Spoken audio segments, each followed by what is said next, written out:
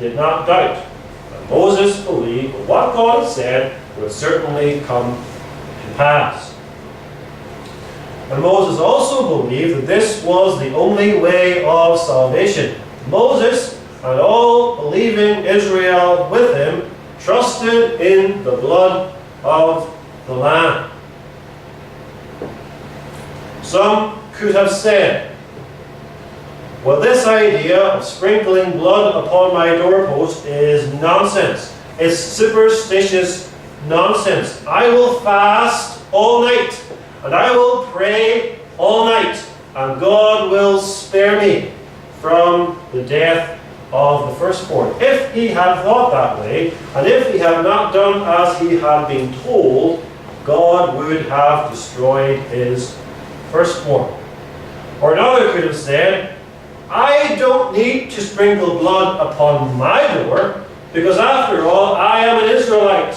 I am a descendant of Abraham, Isaac, and Jacob. I am a Hebrew of the Hebrews. I have led a good life. I work hard. I love my wife and my children. I will just go to bed.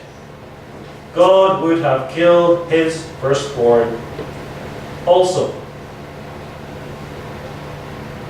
You had to be under the blood that night. It did not matter about anything else. It did not matter how nice your house was. Pharaoh lived in a palace. He was not under the blood. Most likely, all of the Israelites lived in hovels. They were, after all, slaves. It did not matter how ramshackle your house might be. Is there blood upon the door? Then you are safe. You are under the protection of the blood of the Lamb. And notice, your whole household is under that protection. Here we have covenantal salvation. God saves households. Each household has a lamb. Each household has the blood upon the door, and each household then is saved as a household. And when the destroying angel comes through at midnight and looks upon the door and sees the blood, he says, I will not shed blood in this house, because I see that blood has already been shed. God's justice has been satisfied here. This blood points to the great sacrifice of Jesus Christ. I will pass on. I will look for a house which has no blood, and there I will bring the vengeance of Jehovah. And our faith today is essentially the same as the faith of Moses. We too trust in the blood of our great substitute. And to the natural man, the gospel of Christ crucified is foolishness. The natural man believes that if God's wrath is to be escaped, it should be done through man's efforts. Not through trusting the blood of someone who died many years ago. Not through trusting in the perfect work of Jesus Christ on our behalf, but through good works, through penance, through pilgrimages, through prayers, through fasting. Surely those are the ways, says man, to be saved from the wrath to come. And indeed it offends man to say to him, all of your works are worthless in the sight of God. You must be under the blood. You must be trusting in the Lord Jesus Christ.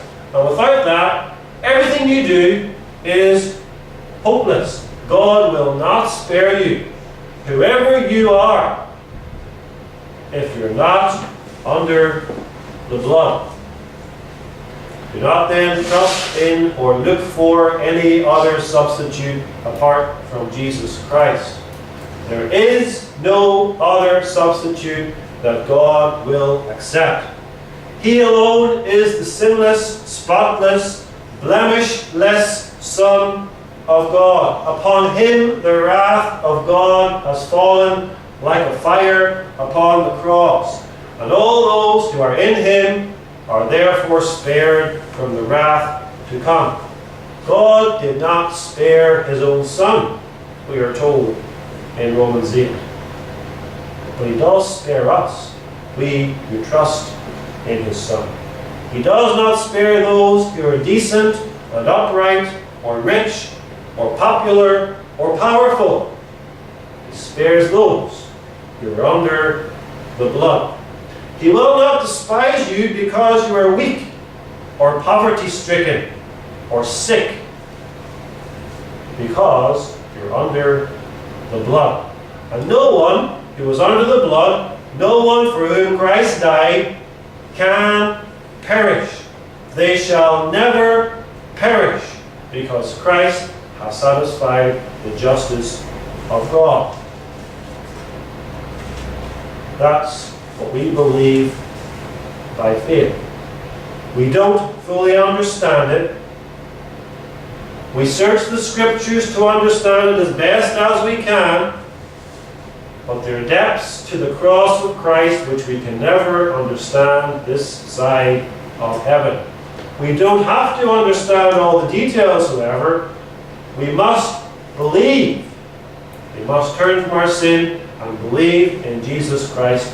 Trust in what he did for our salvation, and then we will be saved.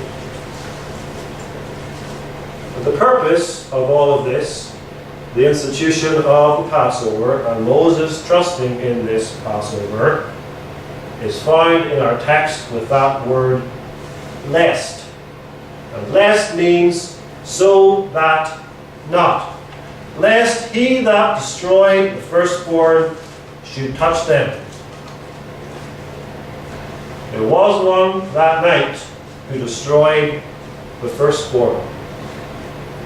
God passed over his people in mercy, but God destroyed his enemies in his wrath. There was no passing over or merciful sparing of the Egyptians. Every household, we read, from the greatest, from Pharaoh himself in his palace, sitting upon his throne, to the least, the poor man in the dungeon, everyone was affected and destroyed by this plague. And notice that God did not come to the Egyptians and say, here's a feast, kill a lamb, put the blood on your doorposts. He did not. He did not provide for them any way of escape whatsoever. He did not show them any mercy.